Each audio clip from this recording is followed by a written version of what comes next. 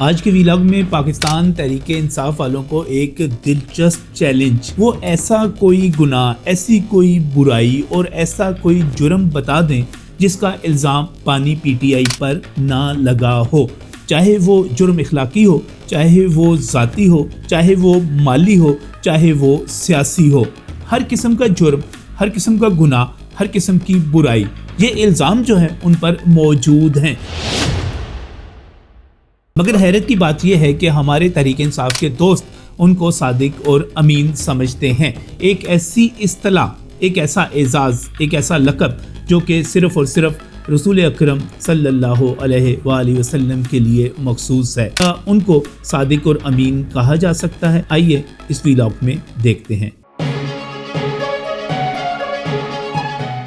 بسم اللہ الرحمن الرحیم۔ السلام ناظرین، میں ہوں نجم ولی خان اپنے ویلاگ کے ساتھ، اور آج کا ویلاگ بہت ہی دلچسپ موضوع کے اوپر ہے، بلکہ یہ پاکستان تحریک انصاف کے جتنے بھی کارکن، جتنے بھی سوشل میڈیا ایکٹیوسٹ ہیں، ان کے لیے ایک چیلنج بھی ہے کہ کوئی دنیا کا ایسا الزام، کہ وہ دنیا کا کوئی ایسا گناہ، کوئی ایسا جرم، کوئی ایسی برائی بتا دیں جس کا الزام جو محتمہ ہیں عمران خان صاحب ان کے اوپر نہ لگا ہو، کیونکہ بہت سارے ایسے الزامات ہیں جو کہ باقی سیاستدانوں پہ لگتے رہتے ہیں۔ مالی کرپشن کی بات ان کے حوالے سے کی جاتی ہے، کی جا سکتی ہے، مگر اس کے بعد عدالتوں میں معاملات چلے جاتے ہیں۔ لیکن عمران خان ایک ایسی شخصیت ہیں جن کے اوپر دنیا کا ہر الزام لگتا ہے، چاہے وہ کسی بھی شعبے سے، کسی بھی طرح کا ہو۔ سب سے پہلی بات، ایک عام سی بات، میں بڑے لائٹر اور بڑے ہی نچلے لیول سے جا کر، ہلکے سے لیول سے جا کر شروع کروں گا اور کہوں گا کہ عمران خان صاحب جو ہیں ان کے بارے میں کہا جاتا ہے کہ وہ جھوٹ بولتے ہیں، یو ٹرن لیتے ہیں۔ تو یقینی طور پر وہ یو ٹرن کو خود ایک اعزاز کے طور پر سمجھتے ہیں، وہ اسے ایک حکمت عملی سمجھتے ہیں کہ جب آپ کسی بھی جگہ پر پھنس جائیں، آپ وہاں سے واپس آنا چاہیں تو آپ اس پر جھوٹ بول دیں، یو ٹرن لے لیں، اپنے فیصلے کو تبدیل کر دیں، پہلے فیصلے سے مکر جائیں۔ تو یہ تو ایک عام سی چیز ہے، میرا خیال ہے اس پر تو کوئی بہت زیادہ بحث کرنے کی ضرورت ہی نہیں ہے۔ ہاں، جو اس سے بڑھ کر اگلی چیز ہے وہ یہ ہے ان کا انداز تکلم، یعنی کہ جس طرح وہ گفت و شنید کرتے ہیں، اوئے توئے کرتے ہیں۔ کوئی سابق وزیر اعظم جو ہے اس پر اس قسم کی زبان کے استعمال کا الزام تک موجود نہیں ہے، بلکہ یہ پاکستان کے شاید واحد سیاستدان ہوں جو وزیر اعظم کے عہدے تک پہنچے اور ایک خاتون کے حوالے سے بد کلامی کرنے پر اس کی عدالت میں باقاعدہ عدالتی فیصلے کے بعد معافی مانگنے کے لیے پہنچے۔ یعنی کہ جو آپ کی بد کلامی ہے، بد گفتاری ہے، جو آپ نے اپنی نوجوان نسل کو سکھائی ہے، اور جو ہمارے جتنی بھی پوسٹس ہیں، ہمارے جتنے ویلاگز ہیں، ان کے نیچے پاکستان تحریک انصاف کی طرف سے نظر آتی ہے، تو یہ بد کلامی، یہ بد گفتاری، یہ بدتمیزی، یہ ساری کی ساری جو ہے عمران خان صاحب سے منسوب ہے، ان سے آگے چلتی ہے۔ اچھا، ان سے ایک اور بڑی خصوصیت جو ہے وہ وابستہ کی جاتی ہے، جو شاید کسی دوسرے میں اس حد تک موجود نہ ہو، وہ ہے عمران خان صاحب کی احسان فراموشی۔ وہ خود تسلیم کرتے ہیں کہ انہوں نے میاں محمد نواز شریف سے، بلکہ تسلیم کیا کرنا، باقاعدہ ثبوت موجود ہیں، انہوں نے ذاتی پلاٹ لیے، انہوں نے جب وہ وزیر اعلیٰ پنجاب تھے، انہوں نے شوکت خانم ہسپتال کے لیے زمین لی۔ ایک انٹرویو میں انہوں نے اعتراف کیا کہ انہوں نے باقاعدہ طور پر 50 کروڑ روپے شریف فیملی سے لیے تاکہ وہ اس کی تعمیر کر سکیں، شوکت خانم ہسپتال کی، جبکہ ان کا اپنا شیئر جو تھا وہ صرف 1.5 کروڑ تھا۔ تو یہ احسان در احسان جو چلے آتے ہیں، اس کے بعد یہ جو رویہ رکھتے ہیں اور جس قسم کا بدلہ چکاتے ہیں، وہ سب کے سامنے موجود ہے کہ انہوں نے شریف فیملی کے ساتھ کیا کیا۔ جب یہ خود مانگ رہے تھے، چیزیں لے رہے تھے، ان پر احسانات ہو رہے تھے، تب یہ کیا تھے، اور اس کے بعد یہ کیا ہوئے۔ بات صرف شریف فیملی تک ہی محدود نہیں ہے، بلکہ اس سے آگے بڑھتے ہوئے جب ہم دیکھتے ہیں کہ یہ صاحب ہمیں جنرل قمر جاوید باجوہ کے حوالے سے، جنہوں نے باقاعدہ طور پر اسٹیبلشمنٹ کی سربراہی کرتے ہوئے ایک اجازت دی کہ اس شخص کے لیے RTS بٹھا دیا جائے، اس کے لیے باقاعدہ طور پر دوسری سیاسی جماعتوں کو، MKM وغیرہ کو ارینج کیا جائے، اس کو وزیر اعظم بنوا دیا، اور اس کے بعد انہوں نے جنرل قمر جاوید باجوہ کے ساتھ کیا کیا، ان کو میر جعفر اور میر صادق تک کہہ دیا، اسی فوج کو جس کی تعریفیں کرتے تھے، جس کے ذریعے یہ اقتدار میں آئے، جب وہ فوج نیوٹرل ہوئی تو اس کو ہی جانور کہہ دیا. یہ تو بڑی چھوٹی چھوٹی یو ٹرن کی مثالیں ہیں, احسان فراموشی کی مثالیں ہیں جو ان کی شخصیت سے وابستہ ہیں, منسوب ہیں. اس سے پہلے بھی چھوٹے چھوٹے واقعات جیسے محمود خان اچکزئی آج کل ان کے لیڈر آف دی اپوزیشن ہیں, مذاکرات تک کا اختیار ان کے پاس موجود ہے, ان کے بارے میں کیا کچھ کہتے رہے, مولانا فضل الرحمان کے بارے میں کیا کچھ کہتے رہے, پھر ان کے جو دروازے پر جا کر پاکستان تحریک انصاف بیٹھی اور ابھی تک جو ہے منتظر ہے کہ وہ آ کر ان سے اتحاد کر لیں. چودھری پرویز لائی کو انہوں نے پنجاب کا سب سے بڑا ڈاکو کہا, پھر وزیر اعلیٰ بنا دیا, پھر اپنی پارٹی کا صدر بنا دیا. شیخ رشید جس کے بارے میں کہتے رہے کہ میں تو اس کو چپڑاسی رکھنے کے لیے بھی تیار نہیں ہوں, اس کو اپنا وفاقی وزیر بنایا, پھر وزیر داخلہ تک بنایا. تو یہ سب چیزیں تو ان کی شخصیت کا حصہ ہیں ہی, ان پر تو مجھے کسی قسم کا ثبوت, کسی قسم کی دلیل دینے کی بھی ضرورت نہیں ہے, اس کو سب جانتے ہیں. اچھا, اس سے پہلے کہ میں مالی جو جرائم ہیں, جو برائیاں ہیں, جو گناہ ہیں, ان کی طرف بڑھوں, میں اس سے پہلے مذہب کے حوالے سے تھوڑی سی بات کرنا چاہتا ہوں. مذہب ہر کسی کا ذاتی مسئلہ ہے, لیکن انہوں نے جس طرح مذہب کو سیاست کے لیے استعمال کیا وہ ایک الگ چیز ہے. ان کا اپنا کردار کیا تھا وہ میں تفصیلی طور پہ تو نہیں, لیکن اشارے کے طور پر ضرور جاؤں گا جو ان پر الزامات تھے. لیکن اس کے ساتھ ساتھ یہ وہ شخصیت ہیں جو ہمیں درباروں پر سجدے کرتے ہوئے نظر آئے. یہ وہ شخصیت ہیں جو جادو ٹونے کے حوالے سے جب ان کی اہلیہ کا جو کردار سامنے آیا, یہ جادو ٹونے میں بھی ہمیں ملوث نظر آئے. یہ ہمیں آگے بڑھتے ہوئے یہ عدت میں نکاح جیسے جرائم اور جو چیزیں ہیں قانونی طور پہ شرعی طور پر غلط, وہ کرتے ہوئے بھی نظر آئے. میں چونکہ مذہب پھر کہوں گا ان کا اپنا مسئلہ ہے, ان کا ذاتی مسئلہ ہے, میں اس پر ڈیٹیل میں نہیں جانا چاہ رہا, لیکن میں مالی جرائم کے اوپر ضرور آؤں گا. مالی کرپشن بھی ان کی بہت ہی جو ہے واضح قسم کی ہے. ایک تو عمران خان صاحب جو ہیں وہ باقاعدہ طور پر اپنے اثاثوں میں بطور وزیر اعظم کئی گنا 8 گنا تک اضافہ کر لیتے ہیں جب وہ وزیر اعظم ہوتے ہیں, اور یہ ڈکلیئرڈ اثاثے ہیں. جو ان ڈکلیئرڈ ہیں وہ اپنی جگہ پر ہوتے ہیں. یہ ابھی تک ایک سوال موجود ہے کہ ان کے اثاثوں میں اتنا اضافہ کیسے ہوا. اور اس سے ہٹ کر آپ توشہ خانہ کو دیکھ لیجئے, اس کی چوری کو دیکھ لیجئے, جس طرح جو تحفے جس طرح بیچے گئے, کسی نے بھی رولز کی وہ خلاف ورزی نہیں کی جو کہ انہوں نے کی. انہوں نے باقاعدہ اس کو ایک دہاڑی کا کاروبار کا ایک مرکز بنایا ہوا تھا توشہ خانہ کو. اس سے پہلے آپ ملک ریاض سے جو زمینیں لی گئیں اور جس طرح ان کی اہلیہ نے ہیرے کی انگوٹھیاں لی, میرا خیال ہے یہ بھی ایک پاکستان کی سیاست کا ایک الگ ہی باب ہے, جس میں کم از کم آپ شریف فیملی پہ ہی الزام نہیں لگا سکتے کہ انہوں نے ملک ریاض سے کچھ لیا. باقی جو پولیٹیکل پارٹیز ہیں وہ آپ کے سامنے موجود ہیں. وہ ملک ریاض سے باقاعدہ طور پہ زمینیں, ہیروں کی انگوٹھیاں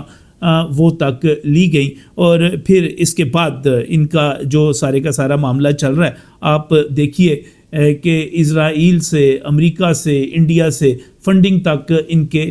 کریڈٹ بلکہ ڈسکریڈٹ پر موجود ہے. اب مالی حوالے سے کسی بھی غلط چیز کی, برائی کی بات کرتے چلے جائیں. مثال کے طور پہ چلیں آپ یہ بات کر لیں کہ آف شور کمپنی جو ہے جس کا یہ دوسروں پر الزام لگاتے رہے, تو موصوف کی اپنی آف شور کمپنی تھی نیازی سروسز لمیٹڈ, جس کے ذریعے انہوں نے لندن کا فلیٹ جو تھا وہ حاصل کیا, وہ خریدا, اس کے بعد اس کو بیچا, اس کی ملکیت جو تھی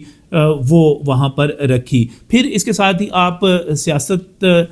میں اور یہ مال کمانے میں جب آپ دیکھتے ہیں بہت سارے لوگوں کو بے نامی جائیدادوں کا ذکر ہوتا ہے. عمران خان صاحب کی بھی بے نامی جائیدادیں, وہی لندن والا فلیٹ جس کو بیچ کر انہوں نے یہاں پر بنی گالا خریدا, اور بنی گالا بھی جو تھا وہ بھی بے نامی, اس کو تسلیم کیا گیا کہ وہ بھی بے نامی رہا. ایک اور جرم آپ دیکھ لیجئے اسمگلنگ کے حوالے سے, شاید ہی کوئی پاکستان کا وزیر اعظم ہوگا کہ اس کے اوپر اسمگلنگ کا الزام لگا ہو, لیکن موصوف نے جو توشہ خانہ سے گھڑی چرائی تھی وہ سمگل کر کے پاکستان سے باہر بھجوائی. اس کی کوئی کسٹم ڈیوٹی, اس کا کوئی ریکارڈ موجود نہیں ہے. پھر اس کے بعد وہ رقم جو ہے وہ واپس یہاں پر آئی, یعنی غیر قانونی طریقے سے ہنڈی سے حوالے سے. اب ہنڈی حوالہ بھی اپنی جگہ پر جرائم میں شامل ہو گیا. ابھی یہاں پر بات ختم نہیں ہوئی, بلکہ موصوف یہ بھی کہتے ہیں کہ وہ جوا بھی کھیلتے رہے, بلکہ جوئے کے وہ اتنے ایکسپرٹ تھے کہ انہوں نے اپنے سالے کو باقاعدہ طور پر مشورہ دیا, وہی یہودی سالہ, اس کو کہ تم اس سے مال بناؤ. پھر انہوں نے جوا کھیلا اور جوا کھیل کے انہوں نے اپنے قرضے ادا کیے.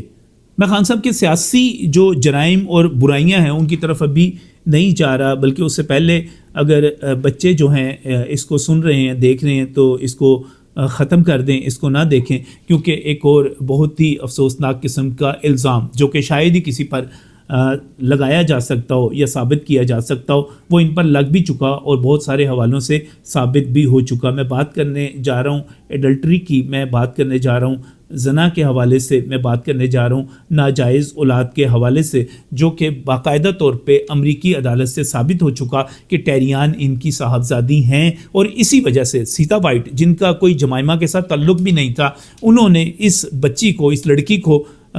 جمائمہ کے حوالے اس لیے کر دیا کیونکہ یہ عمران خان کی بیٹی ہیں، یہ وہاں سے بھاگے ہوئے ہیں، کیونکہ وہاں کی عدالت نے ان کو ڈی این اے ٹیسٹ کروانے کے لیے کہا، یہ اس سے بھاگ نکلے۔ عدالت نے یکطرفہ طور پر یہ فیصلہ دے دیا کہ یہ ناجائز اولاد جو ہے انہی صاحب کی ہے، اور بات یہاں تک ہی محدود نہیں ہے کہ آپ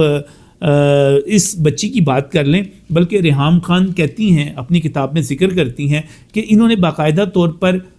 تسلیم کیا، بتایا کہ ان کے انڈیا میں بھی کوئی 3 بیٹے موجود ہیں جو اسی قسم کے ہیں۔ اچھا، یہ الیجڈ ایڈلٹری جو ہے یہ تو اپنی جگہ پہ رہ گئی، ایک اور جو کام ہوتا ہے وہ ہے فورنیکیشن کا، اور فورنیکیشن شادی سے پہلے کا جو سارے کا سارا آپ کا تعلقات غیر شادی شدہ لوگ رکھتے ہیں، وہ ایک پلے بوائے کے طور پہ، وہ بھی ایک لمبی کہانی ہے۔ سیتا وائٹ کو بھی اسی میں جوڑ لیجئے، اور پھر آپ الیجڈ ایڈلٹری کی طرف آ جائیے شادی شدہ ہونے کے بعد بھی، یعنی کہ آپ آئلہ ملک سے جو گفتگو ہے ٹیلی فون کی، آپ ذرا اس پر ذرا غور کیجئے، ذرا سوچئے کہ یہ سب کیا تھا، کس قسم کا تھا، کیونکہ یہ آئلہ جو ہیں یہ موصوف کی کوئی کم از کم پوتی، دوتی نہیں تو بیٹی کی عمر کی تو آپ ضرور کہیں گے۔ اچھا، یہ جو الیجڈ ایڈلٹری ہے اس کے الزام بھی لگتے رہتے ہیں، لیکن موصوف تو اس سے بھی آگے بڑھے ہوئے ہیں۔ میں ہاجرہ خان پانیزئی ایک خاتون ہیں، ماڈل ہیں، اداکارہ ہیں، انہوں نے ایک کتاب لکھی، اور انہوں نے اس کتاب میں جو زوفیلیا کی بات کی، اب یہ ٹرم کیا ہے میں اب آپ خود گوگل کر لیجئے گا، کہ شی ڈاگ کے ساتھ جس قسم کا الزام لگا وہ انہوں نے وہاں پر بیان کیا، اور اس کو بھی چیلنج نہیں کیا گیا آج تک۔ اس کو بھی آپ یہ نہ کہیے گا کسی عدالت میں جا کر کہا گیا ہو کہ مجھ پر غلط الزام لگا دیا گیا، یہ الزام ان پر لگا۔ ہاجرہ خان پانیزئی کی بک جو ہے جہاں افہیم اگتی ہے، وہ ایک کتاب ہے، ان کی بایوگرافی ٹائپ چیز ہے، کیونکہ وہ بڑی متاثر ہو گئی تھیں اور کہتی ہیں کہ میں ان صاحب کے ساتھ فرینڈشپ پلس میں چلی گئی تھی۔ اور پھر اس کے ساتھ ہی ابھی جو ایپسٹین فائلز آئی ہیں، آپ ان کی طرف چلے جائیں۔ نوعمر بچیوں کے ساتھ میں کیا اس کو کہوں، اس پہ بھی ٹرم پہ ہی آپ چلے جائیں کہ پیڈوفیلیا اس کو کہتے ہیں، اور بہت سارے لوگ کہتے ہیں کہ عمران خان کا نام تو صرف اس میں اس وجہ سے آیا ہوا ہے کہ وہ اس کی مخالفت کر رہا ہے۔ نہیں بھائی، وسیم اکرم کا انٹرویو سن لیں، یہ وہاں پر جاتا رہا، باقاعدہ طور پر ملازم اس کو پہلے سے جانتے تھے، یہ وقت وہاں پر گزارتا تھا، اس کی تصویریں، اس کے رابطے، یہ سب چیزیں موجود ہیں۔ اب آ جائیں سیاست کے اوپر، اور سیاست میں سب سے بڑا جرم جو ہے، سب سے بڑا گناہ جو ہے، سب سے بڑی برائی ہے، وہ یہ ہے کہ آپ اپنی مادر وطن کے وفادار نہ ہوں، اس کے غدار ہوں، اور آپ جو ہے فکری طور پر اپنے لوگوں کو گمراہ کر رہے ہوں۔ اور سب سے بڑی بات اس میں آپ کے سامنے موجود ہے کہ موصوف جو ہیں باقاعدہ طور پہ مجیب الرحمان کو ہیرو ثابت کرتے رہے، وہ شخص جس نے پاکستان کو توڑا، 2 لخت کیا، جس کو خود بنگلہ دیش کی فوج نے 1974 میں گولی مار دی، اور پورے خاندان کو، اور اس کی 2 بیٹیاں صرف اس وجہ سے بچ گئیں۔ حسینہ واجد کی بات کروں کہ وہ وہاں پر موجود ہی نہیں تھی۔ تو پھر آپ فکری مغالطے یہاں تک پیدا کرتے ہوں، آپ جو ہے جس ملک میں آپ سیاست کرتے ہیں، جہاں پر آپ وزیر اعظم بنتے ہیں، آپ کہتے ہیں کہ اس ملک کے اوپر ایٹم بم گرا دیا جائے اگر آپ کے پاس اقتدار نہ ہو، آپ اس ملک کو دیوالیہ کرنے کی سازش کریں، آپ بیرون ملک پاکستانیوں سے یہ ریکویسٹ کریں، درخواست کریں، ان کو کہیں کہ وہ یہاں پر ریمیٹنسز یعنی ترسیلات زر نہ بھیجیں تاکہ پاکستان دیوالیہ ہو جائے۔ تو یہ سارے جرائم کیا ہیں؟ پھر اس سے سب سے آگے بڑھتے ہوئے آپ 9 مئی برپا کر دیں، یعنی کہ ایک ایسا جرم، آپ اپنی فوج کے ہیڈ کوارٹرز پر، آپ اپنے کور کمانڈر ہاؤسز پر، آپ اپنی فوجی تنصیبات پر، آپ اپنے شہداء کی یادگاروں پر حملے کروا دیں، اور جس پر بھارت میں جشن برپا ہو جائے، اور اس کے بعد آپ کے جتنے لونڈے لپاڈے ہیں وہ جب پاک بھارت جنگ ہو تو کہیں کہ مودی نے تو بہت ہی زبردست فیصلہ کر دیا ہے، اور یہ سارا کچھ یہ اپنے ملک کے ساتھ یہ اس قسم کا جرم، اس قسم کا گناہ، اس قسم کی برائی یہ کسی اور میں آپ نے دیکھی پائی؟ میرے پاس تو کوئی فہرست نہیں مل رہی، اور میں کچھ پتہ نہیں، مجھے تو شاید پاکستان کا پینل کوڈ نکال لینا چاہیے اور اس میں جو ہے بد کلامی سے لے کے، گالیاں دینے سے لے کے، دھمکیاں دینے سے لے کر چوری چکاری تک، اور چوری چکاری سے لے کر آپ بڑے سے بڑا گندے سے گندا گناہ دیکھ لیں، آپ منافقت کی طرف چلے جائیں۔ آپ یہ دیکھیے نا کہ ایک طرف آپ دہشت گردوں کے سپورٹر بنتے ہیں، ان کے حامی بنتے ہیں، آپ ان کو راستہ دیتے ہیں، آپ کی حکومتیں ان کو تحفظ دیتی ہیں، ان کی سرپرستی کرتی ہیں، اور پھر جب ملک میں دہشت گردی ہوتی ہے تو پھر آپ بیٹھ کر ایک آنسو جو بہاتے ہیں، مگرمچھ کے آنسو۔ تو یہ منافقت جو ہے یہ بھی آپ ہی پر ختم ہے۔ تو مجھے کوئی ایسا جرم، کوئی ایسا گناہ، کوئی ایسی برائی، کوئی ایسی غلطی، کوئی ایسی خامی، کوئی ایسی کوتاہی جس کا الزام لگتا ہو سیاستدانوں کے اوپر، وہ مجھے ضرور بتائیے گا کہ وہ خان صاحب پہ اس کا الزام نہیں لگا اور وہ اس میں شامل نہیں ہیں، اور اس کے حوالے سے کوئی ثبوت نہیں ہے، کوئی دلائل نہیں ہے۔ بہت سارے لوگوں پہ الزام لگ جاتے ہیں لیکن وہ سارا پروپیگنڈا ہوتا ہے۔ میں جو آپ سے باتیں کر رہا ہوں یہ تمام کی تمام عدالتوں میں موجود ہیں۔ سائفر کا کیس جو ہے وہ عدالت میں پہنچا تھا، انہوں نے جو کچھ کیا وہ تاریخ کا حصہ ہے۔ تو پھر چیلنج ہے پاکستان تحریک انصاف کے دوستوں سے کہ وہ ضرور بتائیں کہ ان کے جو محتمہ ہیں، ان کے جو صادق اور امین ہیں، اور ایک ایسی ٹرم آپ اس کے لیے استعمال کرتے ہیں جو رسول اللہ کے لیے مختص ہے، ہم ان کے لیے استعمال کرتے ہیں، ان کا لقب تھا۔ تو پھر آپ مجھے بتائیں وہ جرم کون سا ہے؟ کوئی ایسا جرم، کوئی ایسی غلطی، کوئی ایسا گناہ، کوئی ایسی برائی جو کہ جس کا الزام عمران خان پر نہ لگا ہو؟ یہ چیلنج ہے آپ کے لیے، یہ آپ نے نیچے کمنٹس میں مجھے بتانا ہے۔